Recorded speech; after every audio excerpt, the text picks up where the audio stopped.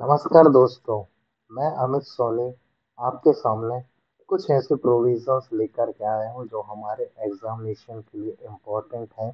जैसे old pension scheme, unified pension scheme या new pension scheme, जिससे रिलेटेड अभी क्वेश्चंस बनने के चांसेस हैं, जो कि चाहे इंटरव्यू देने के लिए आप जा रहे हैं या एग्जामिनेशन में क्वेश्चंस बन सकते हैं।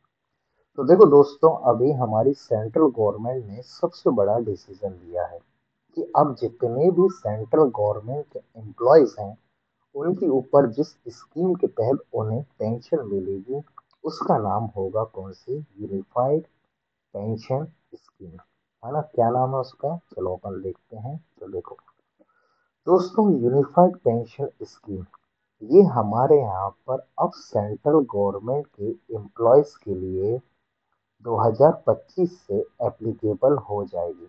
आखिर इसमें क्या क्या प्रोविजन है? तो देखो, यहाँ पर 23 लाख से ज्यादा जितने भी ऐसे सेंट्रल गवर्नमेंट के एम्प्लॉयज हैं, उनको इसका बेनिफिट मिलेगा।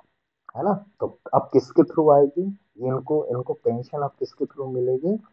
जिसे कहा जाएगा यूनिफाइड पेंशन स्कीम। है ना? तो सबसे पहले अपन जानते हैं कौन कौन लोग इसके अंदर आएंगे। तो सपोज करो एक सेंट्रल गवर्नमेंट का एम्प्लॉय है, उसने अपनी नौकरी करी 25 ईयर्स करी, और जब वो 60 ईयर्स में रिटायर होता है ना? सपोज करो कि 60 60 साल में उसकी रिटायरमेंट की एज है, वो रिटायर हो रहा है, तब उसका लास्ट जो सैलरी रहेगी, मतलब लास्ट ईयर की जो बेसिक सैलरी रहेगी, ये क्या होता है? जो सैलरी आती है उसमें कई प्रकार की प्रोविजन डीए वगैरह जुड़ करके आते हैं। है ना? कई प्रकार के अलाउंसेस जुड़ते हैं। तो जो बेसिक सैलरी रहेगी, उस बेसिक सैलरी का 50% पेंशन के रूप में मिलेगा। मतलब अब ये मान के चलो कि जो लोग भी सेंट्रल गवर्नमेंट के एम्प्लॉय रिटायर होंगे, उनकी लास्ट बेसिक सैलरी, सपोज करो आपकी सैलरी है, ठीक है, लास्ट सैलरी आपकी बेसिक है 1 लाख रुपए, तो इस 1 लाख का 50% मतलब 50,000 रुपए आपको पेंशन मिलेगी। ये हमारे यहाँ पर सबसे बड़ा एक स्टेप लिया गया है दोस्तों। एनपीएस स्कीम के कई प्रकार के ड्रॉबैक थे, उसे खत्म करते हुए यूनिफाइड पेंशन स्कीम लेकर के आ गई है हमारी सरकार। और ये किसके लिए लागू होगा? सेंट्रल गवर्नमेंट के एम्प्लॉयज के लिए। दूसरी खासियत क्या है इसमें, यदि आप देखोगे, वो कैंडिडेट्स भी एलिजिबल होंगे जिन्होंने 10 साल नौकरी करी है। यदि सपोज करो आप टेन टेन ईयर्स की नौकरी करते हो, फिर आप सोचते हो कि चलो वीआरएस ले लो या कोई दूसरा काम करो, छोड़ देता हो, तो उनको भी करीब 10 साल नौकरी करने पर आपको करीब 10,000 रुपए की पेंशन देगी। तीसरा इसमें सबसे बड़ा प्रोविजन ये भी आया है कि जब भी सेंट्रल गवर्नमेंट का कोई भी एम्प्लॉय, ओके, उसकी डेथ हो जाती है, तो डेथ होने पर उसकी पेंशन, जो लास्ट सैलरी थी, उसका पेंशन का करीब 60% अमाउंट किसको दिया जाएगा? उसकी फैमिली मेंबर्स को दिया जाएगा।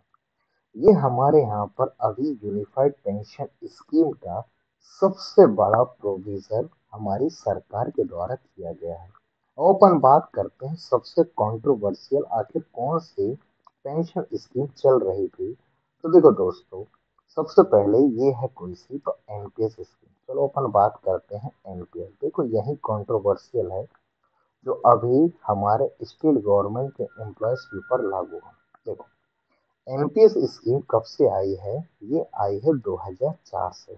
अब देखो इसके तहत क्या है, जब आप 60 ईयर्स में जब आपका रिटायरमेंट होता है, तब आपको पेंशन मिलेगी। सब कब मिलेगी दोस्तों? वहां पर 25 ईयर्स में, यहाँ पर जब आप 60 साल के हो जाओगे, तब जाकर के ही आपको पेंशन मिलेगी। इसके तहत क्या है?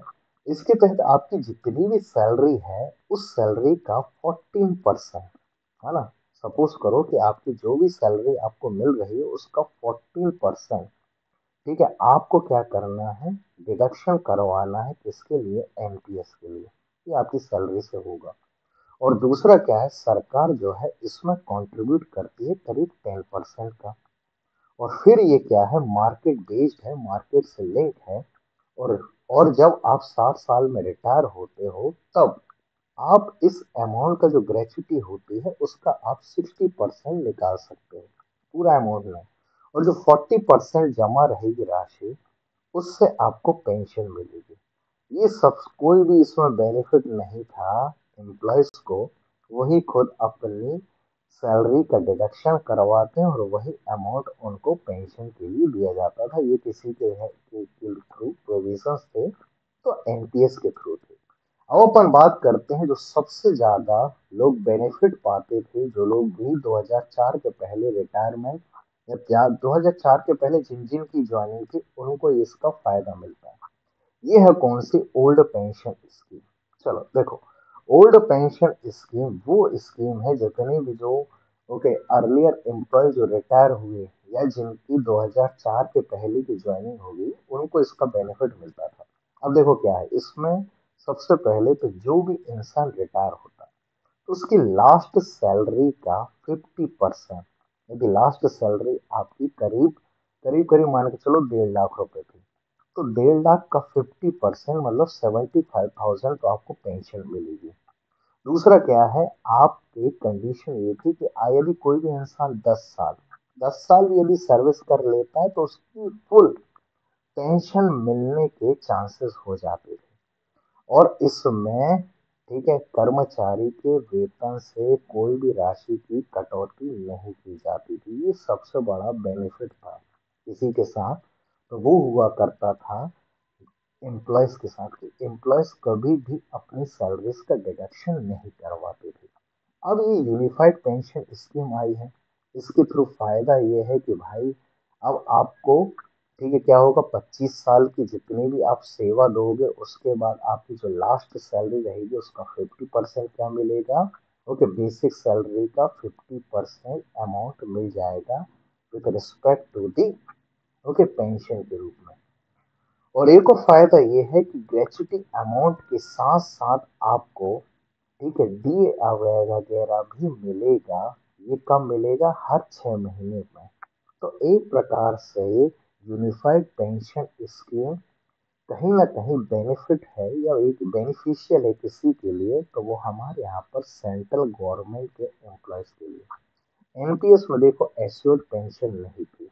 देखो दोस्तों, खुद लिखा हुआ है कि एनपीएस में एश्योर्ड पेंशन नहीं थी और सभी के सभी एम्प्लॉयज ओल्ड पेंशन स्कीम की डिमांड कर रहे थे।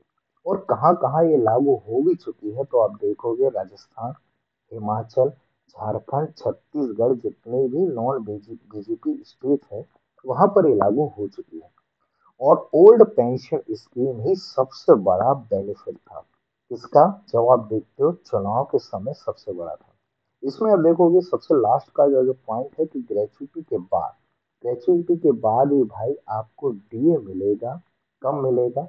तो मान के चलो कि हर 6 महीने में, है ना, एक बार आप रिटायर हो गए तो आपको एक ग्रेचुइटी अमाउंट मिल जाता।